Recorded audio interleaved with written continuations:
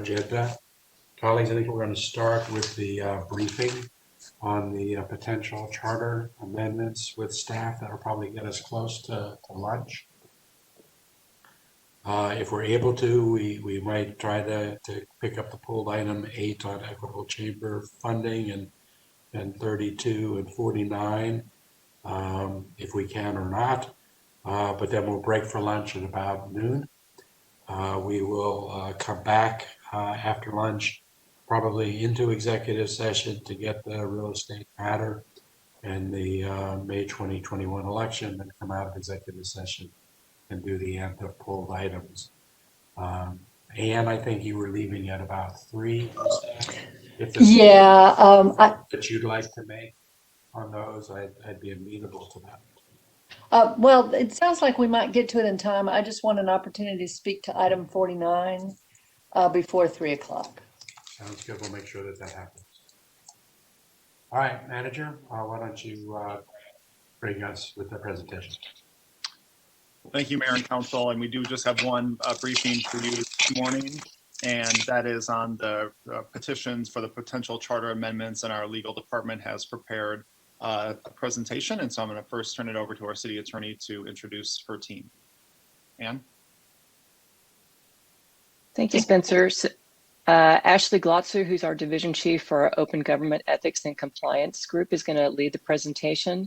And it will just be the high-level factual information about the various petitions. She's joined by Caroline Webster, who's also an election expert, and then Lee Crawford and Chris Coppola, who are both in our public safety general counsel group, will be there to answer questions about the firefighter union's petition regarding bargaining and the petition about the sitting and lying in certain areas, camping and solicitation. So if Ashley is there, she can take it away. Good morning. Thank you, Ann, for that introduction. I will go ahead and get started. As Ann noted, we're going to do an overview of the petitions that we've received. Next slide. So the City Clerk's Office has received 3 citizen-initiated petitions.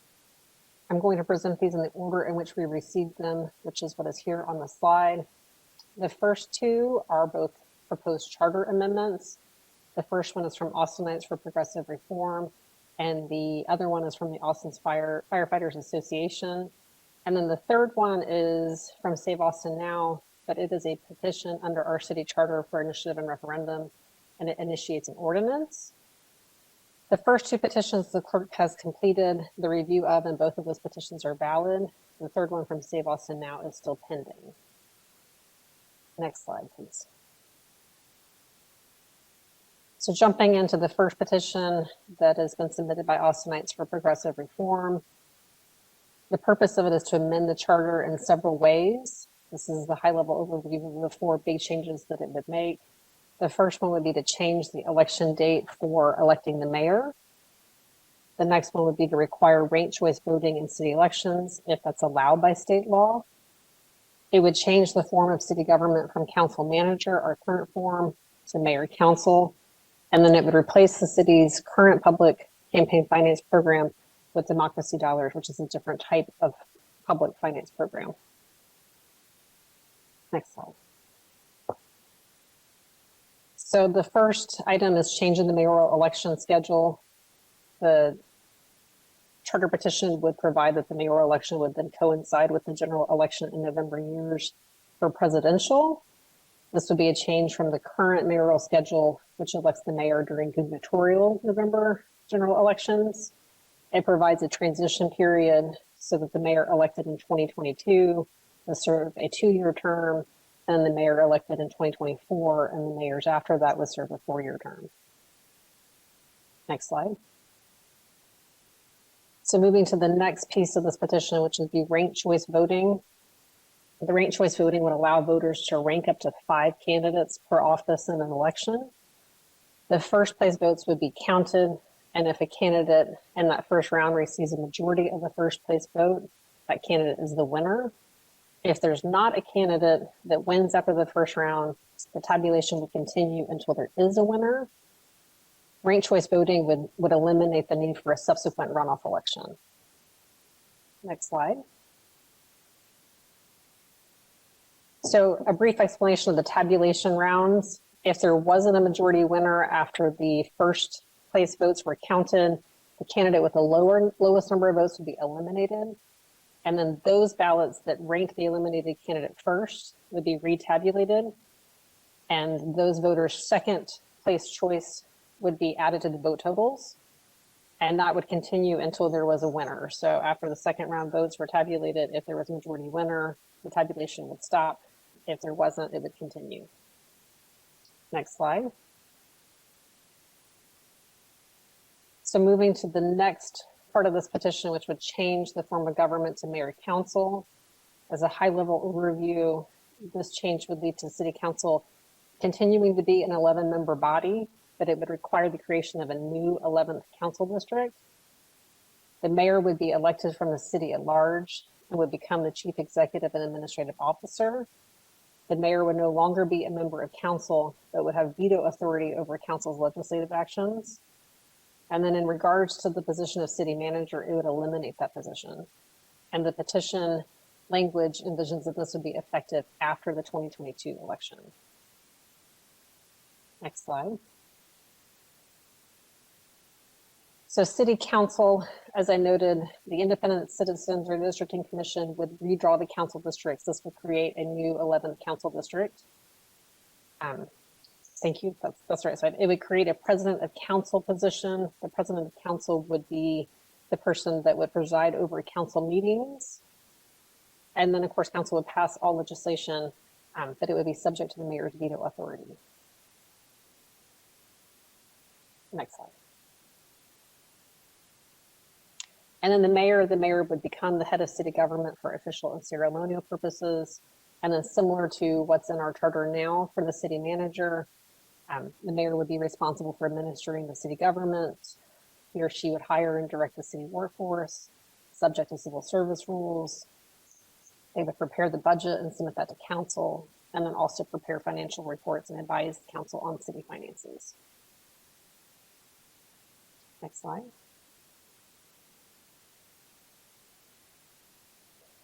So for ordinances in a mayor and council form of government, council would continue to pass all ordinances. However, mayor could approve or veto the ordinance within 10 days. If there's no action, then the ordinance is effective, meaning if the mayor neither signs it or actually takes affirmative action to veto it, the ordinance would become effective. Council may override a veto within 45 days after receiving the veto at the first meeting after the veto.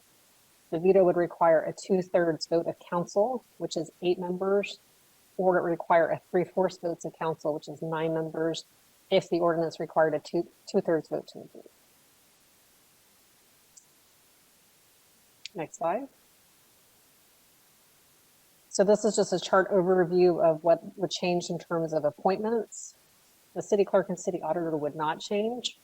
City council currently appoints those positions and will continue to do that. The city attorney would change. Currently, the city attorney is appointed by the city manager.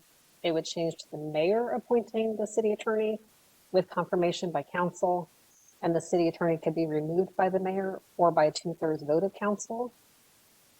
In regards to the director of finance, human resources, planning, growth management, and land development, all which are specifically listed out in our charter, the appointment authority would shift from the city manager to the mayor, as well as other department directors, which would shift from the city manager to the mayor.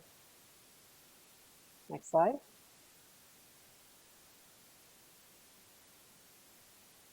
And then on this slide, it's a continuation of appointments for municipal court judges and the clerk. The current appointing authority is city council.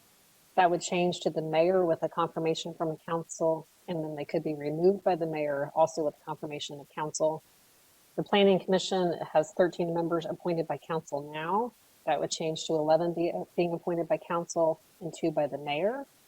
And then the municipal civil service commission would not change. City council will continue to appoint those members to that body. Next slide. So the last component of this petition is democracy dollars. So the petition would repeal the current fair campaign finance program that the city has, and would replace it again with this kind of campaign finance program. which would require the city clerk to mail $25 vouchers to all registered voters within the city before every city general election. The clerk would mail up to 2 vouchers per election per voter, 1 for city council and then 1 for mayor if both offices are on the ballot. And then the voters could then contribute those vouchers to a city council or mayoral candidate of their choice if that candidate has chosen to participate in the program. Next slide. So candidates may receive democracy dollar contributions only if they agree to participate in the program, which means they have to qualify by receiving at least 2 times the number of signatures required for a place on the ballot and by receiving at least 150 contributions. And they must also agree to accept certain conditions on their campaign, which are that they will not solicit funds on behalf of a PAC, political party, or an independent expenditure entity. They must also agree to participate in 3 debates and agree on limits to contributions. The aggregate voucher limits would be 300,000 for a mayoral race or runoff, and then 75,000 for a council race or runoff. The language of the petition does not prohibit contributions from sources other than the vouchers, but it does provide the limits on contributions that are currently in the city charter and city code would continue to be in effect and would be complied with. Next slide. So now moving to the second petition that was filed in the city clerk's office is the petition from the Austin Firefighters Association. The purpose of this petition would be to add a new provision to the city charter, which would create a binding arbitration process for labor contract negotiations between the city and AFA if negotiations were to reach an impasse. It permits either the city or AFA to demand arbitration if contract negotiations are not completed within 60 days. It would provide that the arbitration would occur before a 3-member panel. The arbitration panel would make the final binding decision on all issues. And then finally, the petition establishes a timetable and standards for decision. Next slide, please. And now moving into the last petition that's been filed with the clerk's office, which is from Save Austin Now. The purpose of this petition would be to replace the current city code provisions on camping, aggressive confrontation and obstruction in the downtown area with city code provisions that were in place before passage of the June 2019 ordinance on camping, solicitation, and sitting or lying on public sidewalks and sleeping outdoors. There is one exception. The petition ordinance expands the area where sitting, lying, or sleeping is prohibited, and we have a map in a minute that will showcase how the petition expands that area. Next slide, please. So in regards to camping, the proposed ordinance in the petition would prohibit camping in public areas not designated as a camping area by the Austin Parks and Recreation Department. Next slide.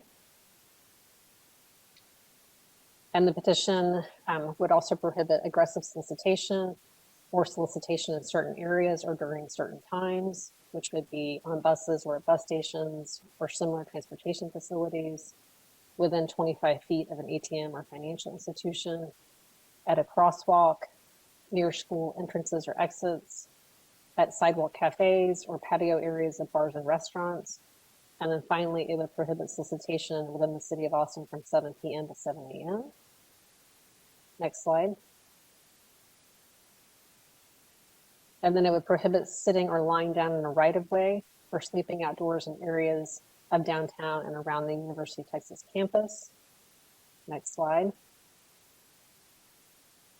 And then here is a map that showcases the ordinance that the city of Austin had prior to June 2019 is the light gray area, which is the current restricted area.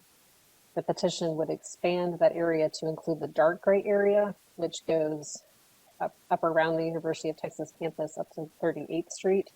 And then a little bit further east, it looks like around Fishwalk Stadium and that area around Manor and that side of town. So that is the last slide that we have in the petition. So we can, thank you.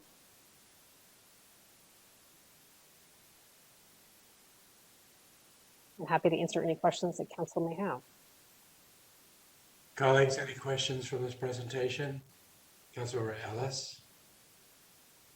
Thank you, Mayor. I might have more after a few more people have a chance to ask questions, but as far as the ranked choice voting, there is a clause about if state law supersedes, that would apply, correct? There's a provision in the petition that says that it would come into effect if it is allowed by state law. State law does not currently allow ranked choice voting. So there would need to be a change on the state level for the city of Austin to be able to implement that part of the petition if it were approved by the voters. Thank you. Mhm. Colleagues, any other questions? Councilor Poole? So Ashley, on that piece where the state statute doesn't permit ranked choice voting, are we still required to put that on the ballot? Or is there the ability not to put it on because it violates state law? It's a ministerial duty to put it to the voters. Okay, And the petition does have that language in there that says if allowed by state law, and by the language itself, petitioner seems to have envisioned that it would only come into effect once it was allowed by state law. So I think it would just kind of be idle until if and when it was allowed by state law, if it's approved by voters. gotcha. And then on the mayoral veto within 45 days of an ordinance passing or a resolution passing, are we still bound? So it would take 8 or 9 council members to overcome a mayor's veto within the 45 days. But those 8 or 9 people wouldn't be able to confer or discuss their objections, right? Because we would still be limited to quorum rules so that only 5 people at the most could ever talk about a particular action. Correct. The Texas Open Meetings Act would still apply to any kind of discussions among council members.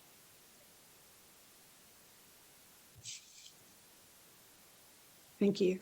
Mhm. Colleagues, anything else? Councilmember Tovo and Councilmember Kitchen. Thank you. I actually have quite a few questions about the petitions, and I'm not sure whether we have the time allocated today to have them have a full conversation about it. So I hope that we will have another opportunity as well. A couple quick questions, though, about what would be just a huge transformation of our governmental structure to a strong mayor system. This is a conversation that I really would not want to undertake without really extensive community conversations, and clearly that has not transpired in the way it would ordinarily have happened because of the pandemic. And typically these are conversations that the city has a role in, and we usually have a charter review commission comprised of different volunteers who really have an opportunity to talk and to hear public testimony and ask questions of staff and get information. So that's one of the reasons that I'm really asking for an additional opportunity to talk about this before the council makes a determination of when to put it on the ballot, and has that careful vote about what the ballot language is. So, I mean, as I understand your presentation and the really quick review I've been able to do of the changes, I mean, in a way, this creates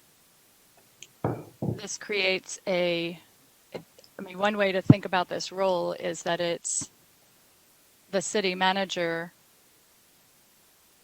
The mayor is like the city manager, but has a veto power over the council's actions, because the mayor would be standing in the place where the city manager is currently in terms of making departmental appointments, but also implementing and managing the whole operation of the city. Are there additional? I mean, that's quite a changed role for the mayor, and for an elected position, it calls on a lot of qualifications that would be critical to doing that job well in a side. Does this charter amendment include any new qualifications for people who are going to be running for mayor? And can you help us understand what those are, if so? The petition language does not change the eligibility requirements for mayor. It will continue to be, having resided within the city in the last 6 months and within the state for the last 12 months, I believe I can check that, that it would maintain those eligibility requirements. Are there other eligibility requirements for those who serve as mayor? And let me just say, it's important to me to have these conversations without thinking about our current mayor, who has an enormous array of skills. So I want to just make that point. I think it's also important to have this conversation without thinking about the city manager, Spencer Kroc, who also has an enormous array of skills. I mean, as we have this conversation in our community, I'm going to encourage those who talk to me about it, to really think about it, not with specific individuals in mind, and whether or not you're pleased with the job they're doing, but really with an eye toward how this would completely transform our system. So currently, you're saying that the mayor, there are no new qualifications being added in for this strong mayor system. What are the current qualifications? Are there others other than the one you mentioned about residency? Are there particular, expertise or professional training or background that would be required for somebody who seeks to run for that position? There are not any other additional requirements. I think we would have to evaluate, this is the petitions that this would have to go on the ballot. If this were adopted in the future, I think it would require an evaluation of both state law and other city charters to see if additional qualifications could be added, because there are, home rule cities have some flexibility in terms of qualifications for candidates, but there are also some state law requirements there. Thank you. I think I'll submit through the Q&A, or maybe I can just say it here on the dais. I would be interested to know, to just have attached to this presentation a list of the current qualifications for mayor and some sense, maybe from one of the professional organizations, of what kinds of qualifications are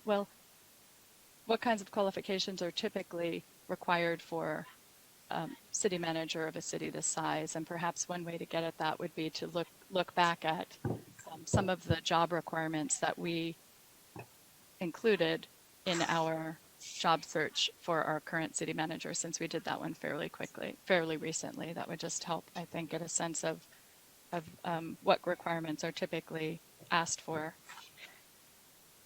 So does the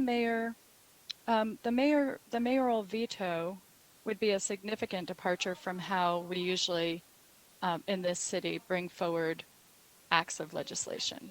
So currently the council can bring forward an ordinance or a resolution. As I understand it, if this passes, the mayor would have a veto right over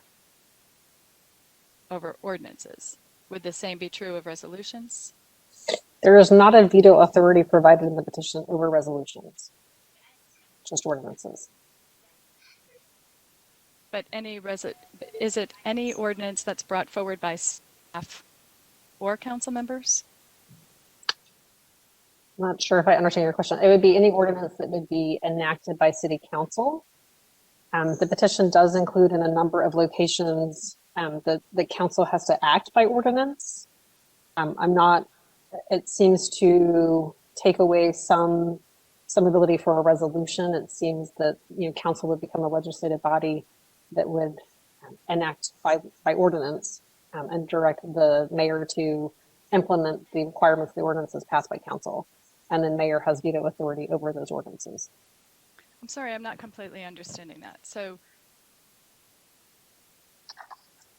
your suggestion, and it may be a point that I just need to explore with you offline, but the fact of the matter is that even if something starts with a resolution, it comes back to the council as an ordinance. And so it would be at that point that the mayor would have a veto ability. So just for example, I'm one of the things I'm doing as I evaluate this proposal is to go back and think again, not just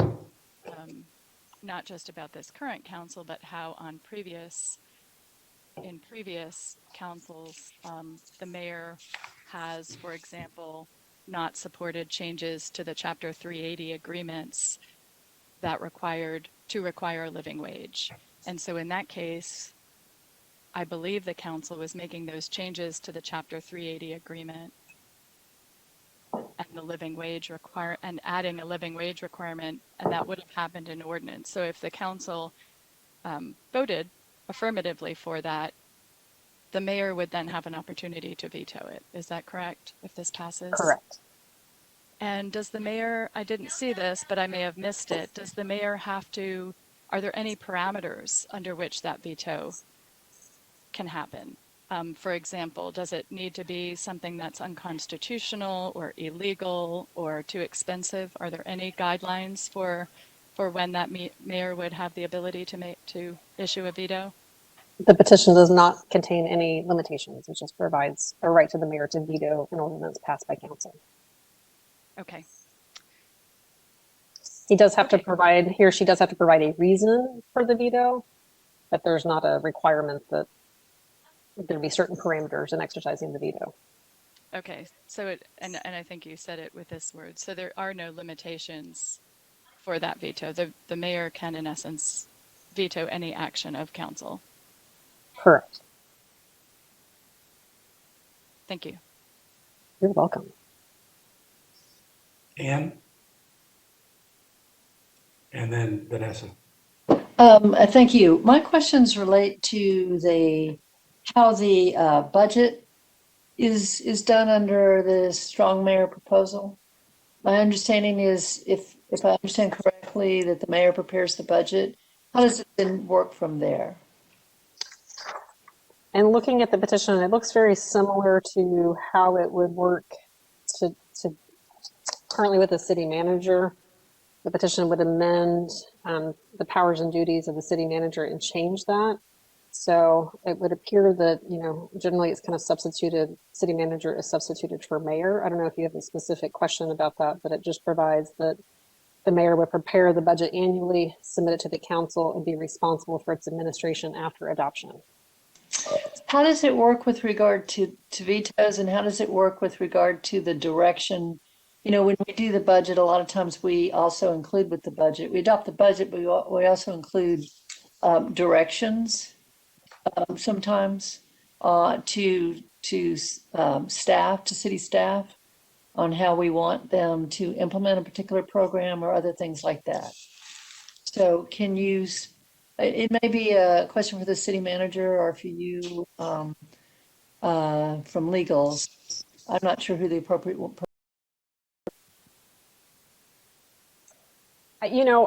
We can think about that and get back with you with an answer.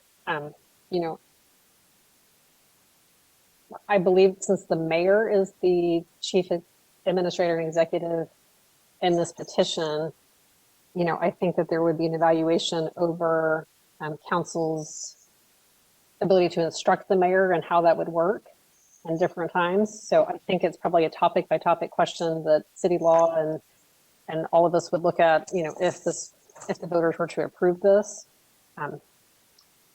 I will leave that at that if anybody else has anything to add. That is something I'd like to check into further. Oh, I'm sorry. Anne, did you? Thank you. I was just gonna add, Councilmember, that what Ashley said is correct. Essentially, the manager is replaced by the mayor, so everything about the budget process would be similar to how it is now, except that it would be the mayor doing it rather than the city manager. Okay, so that brings up the question: if the mayor has veto power over certain items, and there's a direction related to something that the mayor had vetoed or may want to veto in the future, I'd like to understand how that works from a budget. I will ask more specific questions, but I have some concerns about that related to the budget. I have one other question. Is it okay to continue, Mayor? Well, let's come back to it. Let's get some other people, but I think Okay. Here. Vanessa? Thank you, Mayor. Councilmember Kitchen, I think you and I are on the same wavelength because my question is around the budget. Is the budget process, the timeline, is that determined by our city charter, or does the city manager currently, and in effect, if we move to a strong mayor system, would the mayor have the authority to change the timing of when we adopt the budget? There are some state law requirements about the budget process, so those would still be in place. After that, then it would be within your court. The So, proposed changes to the fiscal year, so the budget would run on the same schedule that it is now. but would the mayor then have the authority to move it? Because I'm just trying to think of unintended consequences. And, you know, what we see at the state legislature is that the governor issues his veto after the legislature gavels out. So in effect, we don't have quorum to be able to override the governor's veto. And, you know, it is my understanding that council takes a break in July to tend to other duties. And so in effect, the mayor could then strategically veto items at a time when council is not meeting. So I'm curious if the budget, and so I'm thinking if they could move the budget process to a different time.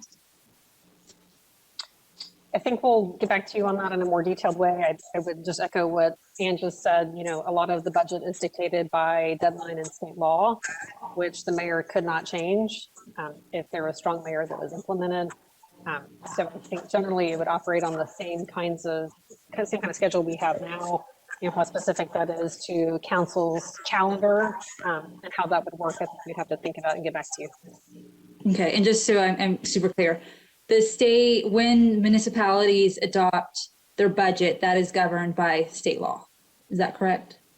There are timeframes that we have to meet to operate within state law, specifically if we're going to change our tax rate and things like that, where we have to provide that information to the comptroller.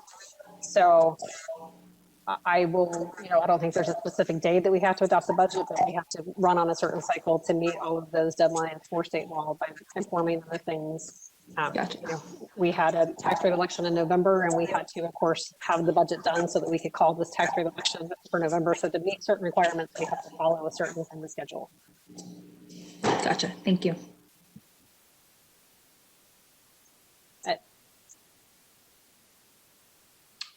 Okay, Allison? Thank you. I have several questions, but first I wanted to just clarify. I wasn't sure if you closed the loop. Can the mayor veto the budget?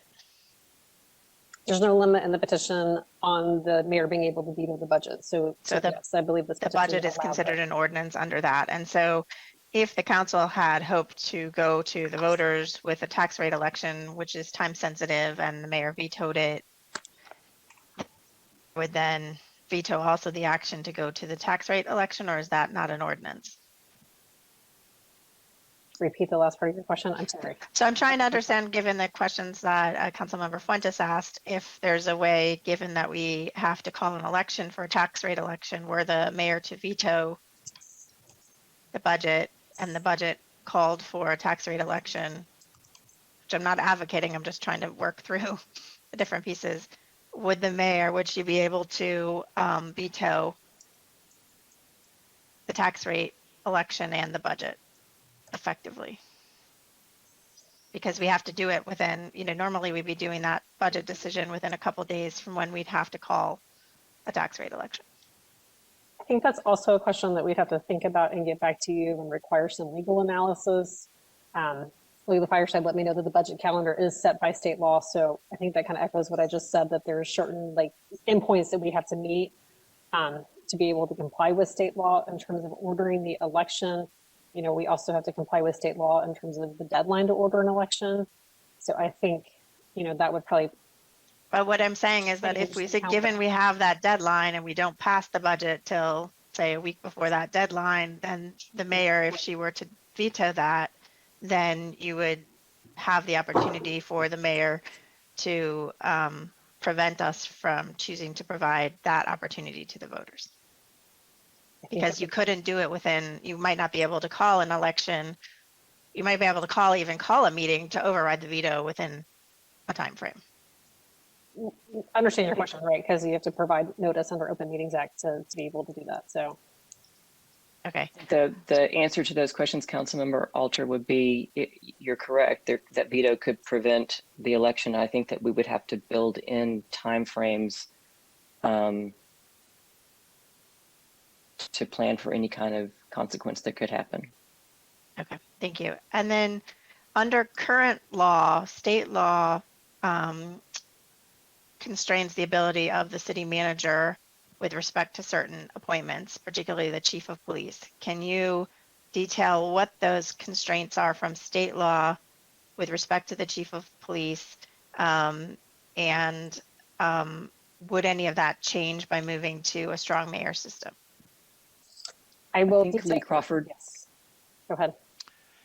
Good morning, Mayor and Council. Lee Crawford here. In answer to your question, Council Member, state law provides that the Chief of Police actually serves in the role of police chief at the pleasure of the Chief Executive, who is currently the city manager and who would be the mayor if this charter amendment were adopted. If the chief of police is removed by the chief executive, then the chief of police under the state law has the right to return to the same classification, typically assistant chief, but maybe not, that the chief of police held in the police department before he or she was appointed police chief. Or alternatively, if the chief executive wished to sort of completely terminate the employment of the police chief as a member of the city workforce, in other words, not return to the position that you came from, but exit the police department, then the chief of police has the right under state law to go through a civil service hearing, just as a regular police officer would have the right to appeal a disciplinary action through the civil service system. So that's the current law, and nothing in this petition would affect that because that's a matter of state law that's not controlled by our charter.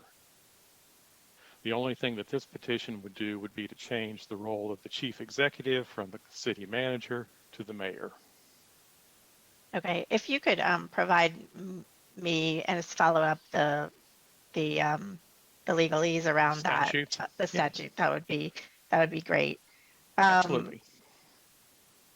So there's another part of this. I don't know if we're just doing one section of the initiatives or if we're talking about others, but there's one that to me seems intimately linked, which is the switch to the presidential years for the mayoral election. As I read it, there was nothing in here that determines whether or not the mayor, should she choose to, could pursue 3 terms or not. So when we switched to 10-1, we made it so that the folks who got the 2-year short straw were able to do 10 years. Is that in operation for the mayoral proposal here? The petition doesn't contain language similar to the transition to 10-1 that had the, for those individuals that drew the 2-year term could pursue another term. That's not in this petition. So would there still be a 2-term term limit? I think that would also be something we would have to think about. They do carry over the term limit language that provides that they cannot serve more than 2 terms without having the petition. I think that would have to be something that we would look at to determine whether that language would apply to the 2-year term plus a 4-year term, or if it would be 2-year term plus 2 4-year terms.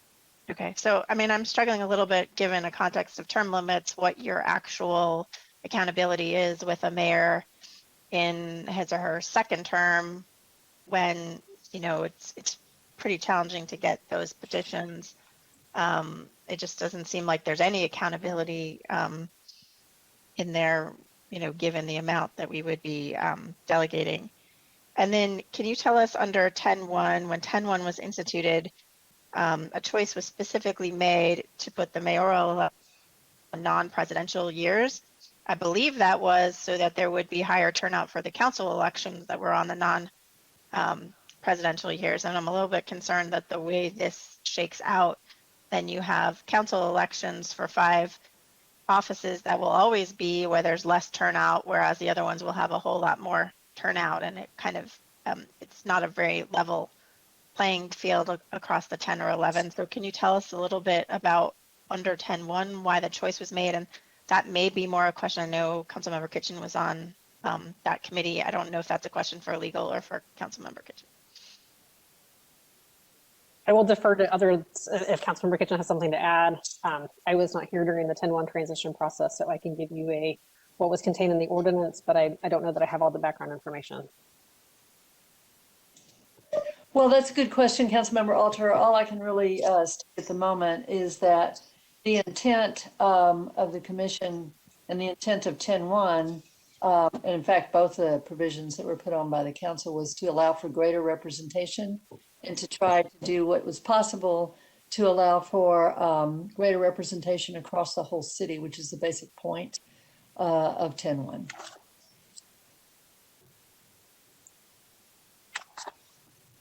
Okay. Colleagues, Pio?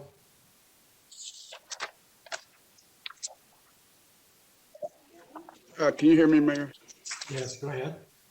I want to know if we have the election here in May and it passes, will the first election for the new mayor will it be under the strong mayor the first 2 years, or do you need to go through a process of trying to determine when would it be implemented? The way the petition is laid out is that if this election was held in May, it envisions that the redistricting commission would then start work on redrawing the city to include 11 council member districts. And then the strong mayor would be implemented after the November 22 election, that following January when the mayor was sworn in. So strong mayor would start in January of 2023. Thank you. Colleagues, anything else on this topic before we break? Kathy and then Ann. I have another question following up on Councilmember Kitchen's comments about the budget, questions about the budget. So I just want to be sure I'm understanding what you're saying. Because we adopt the budget, the council adopts the budget as an ordinance, any changes to that budget would also be subject to a mayoral veto. And again, as I'm trying to think through, when a mayor has been in a different position from the council, I'm reflecting back on the year that the affordable housing bonds failed and some of those projects weren't going forward, and there was a mid-year budget amendment because there was some surplus funding, and $10 million was allocated to affordable housing so that those projects that had thought they were going to get bond funds were able to continue. And those were supported by the council, but not the mayor. So that, because that is happening, that kind of a budget amendment, either during the budget process or during a mid-year budget process, is happening via an ordinance. I would assume those kinds of changes are also subject to mayoral veto. Is that correct? I don't see any language in the petition that would exclude any type of ordinance to be excluded from the veto authority. As I said before, I think if the voters were to approve this measure to implement strong mayor, I believe there'd be a number of processes that the law department and other city employees would look at to try to figure out exactly how that would work. I don't know that I can answer every question, but there's certainly not anything in the petition that limits the veto authority to a specific kind of ordinance. Because you were saying in the exchange with Councilmember Kitchen that the mayor presents the budget, but it's very likely and common and always happens that the council makes amendments to that budget, maybe shifting some funds around or adds money, or in the example I described, if there's a mid-year budget process, we'll make allocations out of that. And so those would be opportunities for the council to respond to constituents and make changes to that, but those two would be subject to the mayoral Correct. veto. Any ordinance is subject to it, including a budget ordinance. I have a couple questions about the democracy dollars, but if there are other questions on the strong mayor, I'll defer those for the moment. Okay, Ann? I want to talk for a minute about the relationship between the council members and staff, particularly, directors and assistant city managers. Right now, the council as a whole holds our city manager accountable. My understanding is that under strong mayor, that is the role of the mayor in terms of holding staff accountable, and is not the role of the council. Is that correct? The petition does provide that the mayor would become the chief executive and administrator, similar to the role of city manager now. And would, you know, I'm sorry, go ahead. and would oversee the duties of the city and what was happening within the city. So the city council doesn't have a mechanism for holding the mayor accountable for the actions of staff or administrative actions. Is that right? I will go, I don't, I think similar to now, you know, there's limitations on, let me defer on that question and I will go back. I want to make sure, look through this one more time. So let me think about that and get back to you. Okay, so that's one of my concerns because as the system operates right now, as our form of government operates now, council members have the opportunity to work directly with our administrative functions, directly with our city manager, and we have enjoyed relationships that are collaborative with our assistant city managers, with our directors, and with others on our staff, which allows us to really represent our constituents most directly, particularly with constituents who are having difficulties with particular issues. So I'm concerned about a system that is set up such that council members would have to go through the mayor's office and would not have that direct access. So after you get a chance to review, I would like to understand exactly how that works. That appears to be the situation to me, and I'm not seeing how the council as a whole could hold an elected official accountable and not be blocked from working directly with staff. Thank you. Councilmember Alter. Thank you. I wanted to build on a comment that Councilmember Tovo made earlier about the normal city charter process. So if legal can speak to how we ordinarily handle charter amendments in terms of developing those and the process, and then also, you know, if any of these ordinance changes passes, what that means for our future ability to go through that kind of broader process. Sure. Historically, let me back up and say the Texas Local Government Code provides that a charter can be amended in one of two ways. Either city council can place an item on the ballot, or there can be a petition process wherein citizens can collect signatures on a petition to place a charter amendment on the ballot. Historically, for the city of Austin, when city council has placed an amendment on the ballot, council has created a charter review commission. I'm not sure how many of them we've had, but I know we recently had one in 2018, and I know there was one that was created during the 2012-10-1 transition. And the Charter Commission usually is created by City Council with some direction on what they would like the Charter Review Commission to review and look at and address and come up with any proposals for charter amendments. So that has historically been the approach of the city. And then I think what you're also asking is about a provision in the Texas Constitution which provides that a city charter cannot be amended more often than 2 years. So that means that if there is an election this May of 2021, the city's charter couldn't be amended again until May of 2023 at that juncture. So it precludes, you know, multiple charter amendments during this, except for 2-year intervals. Okay. Councilmember Poole. Thanks. So Ashley, it sounds like in the strong mayor proposal, the mayor is a legislator, is that right? In the action of vetoing ordinances? The petition describes the mayor as the chief administrator and executive. However, the petition does also provide the mayor with veto authority. Okay, so, and the veto authority would rest generally with the legislative branch, is that right? I don't know that there's an answer to that. There are certain veto authorities with an executive branch that are out there. So I think that would be something we'd have to think about in terms of, you know, how 3 branches of government work. But And then if I'm remembering right there, one of the changes in the charter that were attached to the petition said that the mayor also would rule on appeals from employees. I did not see that, but that will be something I will add to look. I know that the municipal civil service process would remain, and And have to be mayor- followed. Yeah, it strikes out city manager and inserts mayor as the arbiter on appeals for employees. It's toward the end. Right, okay, So look at that.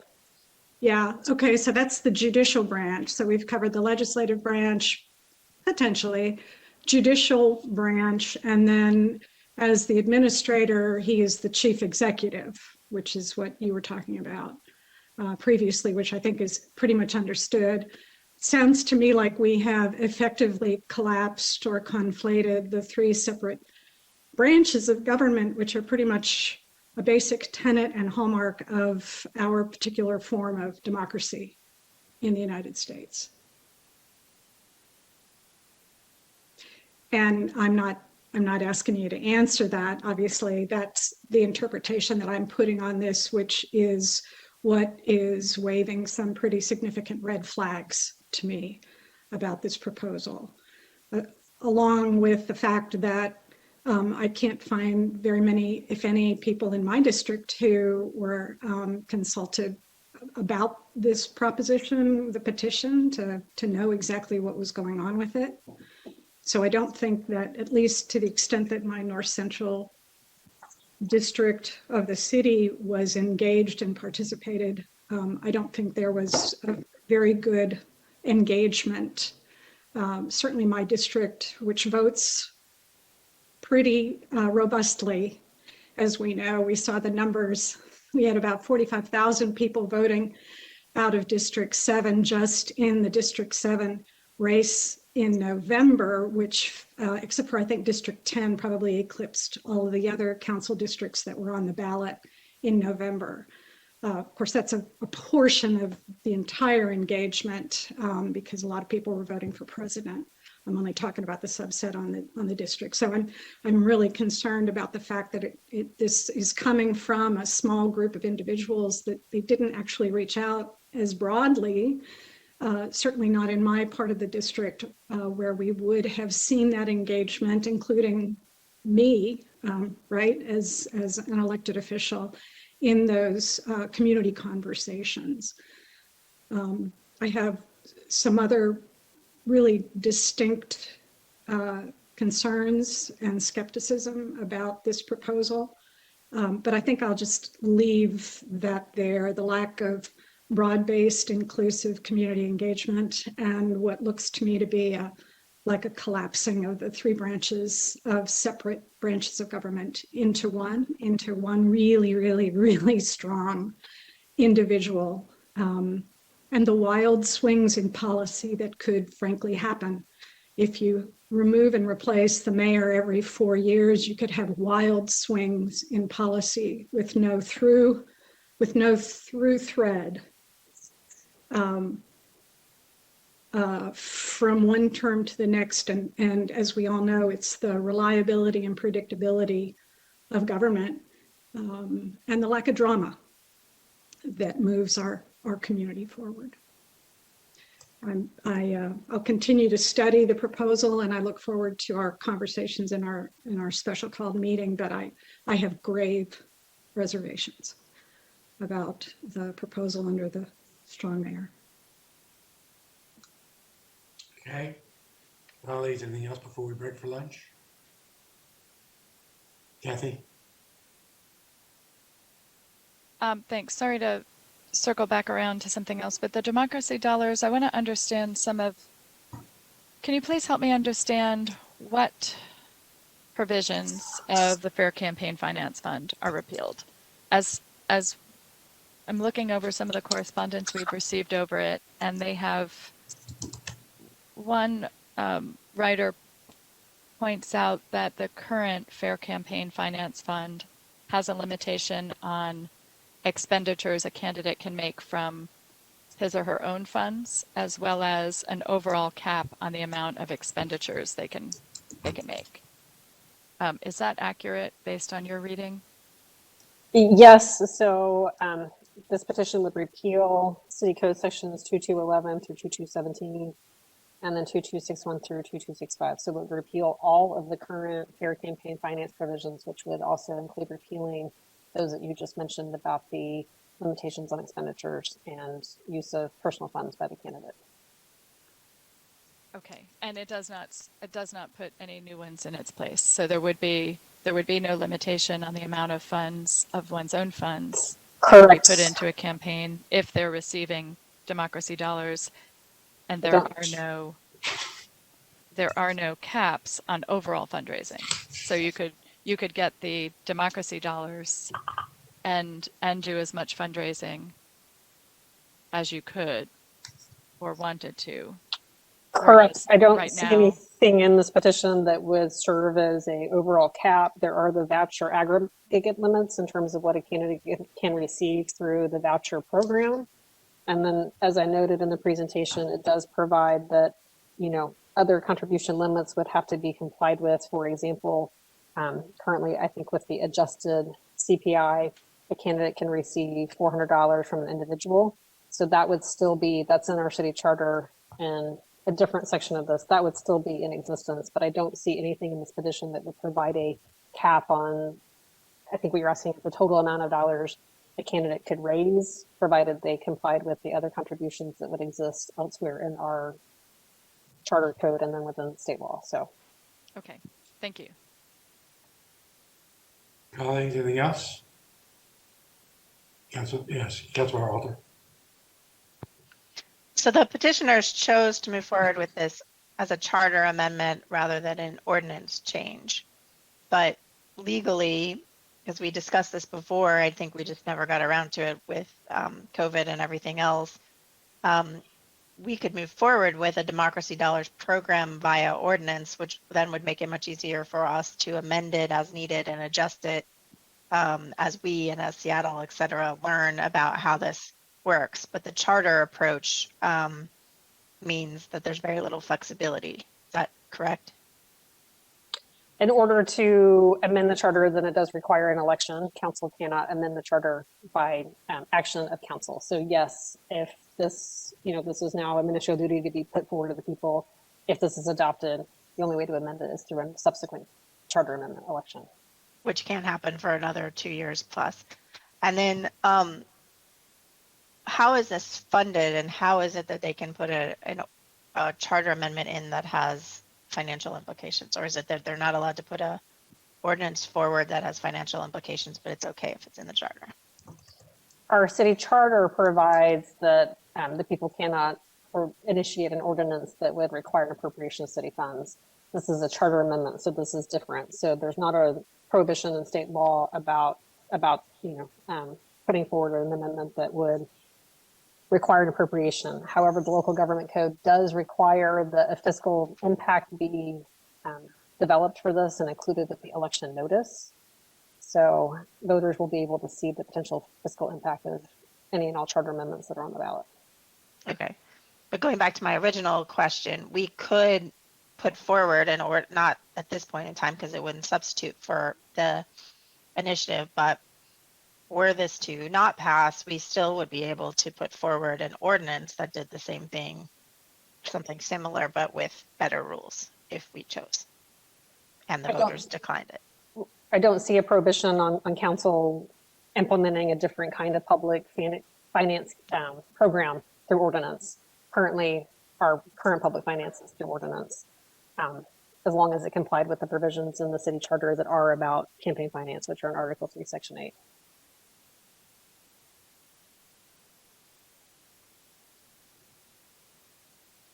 Okay, colleagues, I just have a follow-up on Allison's. go ahead. Ashley, but then that ordinance change would then be subject to veto by the mayor. If strong mayor is on the ballot and then it was voted in, I guess if we are thinking if democracy dollars were to not pass, strong mayor did pass, and then council wanted to implement its own version of democracy dollars, at that point, assuming those two things, then yes, that ordinance would be subject to veto by the mayor. And then last question, can the mayor veto an override of a veto, or does that never happen? There's nothing in the petition that would provide an override of an override. Okay, thanks. Sure. Councilmember Alter.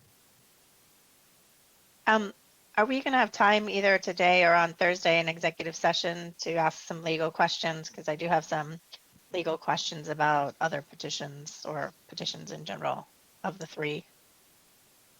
It's our intent to do an executive session today. Great, thank you. Reset colleagues. All right, so we're gonna break for lunch. We'll do an hour of that. Given Ann's concern of wanting to be here, let's come back at 1:30 to here, and we'll handle the remaining two. We'll handle the polled items, the three polled items, and then we'll go into executive session and handle those things to close out today. So here at 12:32, we're going to be in recess till 1:30, and I'll see you all back on this channel for the three poll items.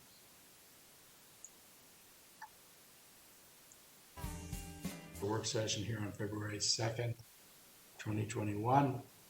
Time is 1:34.